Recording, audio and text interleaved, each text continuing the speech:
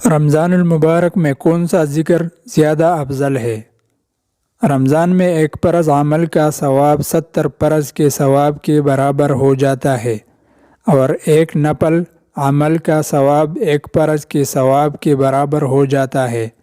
لیکن رمضان میں خاص طور پر کسی خاص ذکر کا افضل ہونا متعین نہیں۔ حدیث شریف میں ہے کہ 4 چیزوں کی اس مہینے میں کثرت رکھا کرو، جن میں سے 2 چیزیں ایسی ہیں کہ تم ان کے ذریعے اللہ تعالیٰ کو راضی اور خوش کرو گے، اور 2 ایسی ہے کہ جن سے تمہیں چارہ کار نہیں۔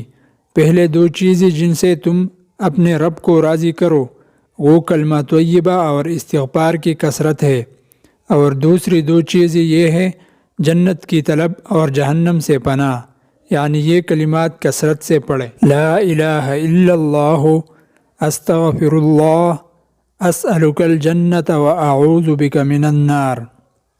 کلمہ طیبہ اور استغفار کی فضیلت عام دنوں میں بھی ثابت ہے۔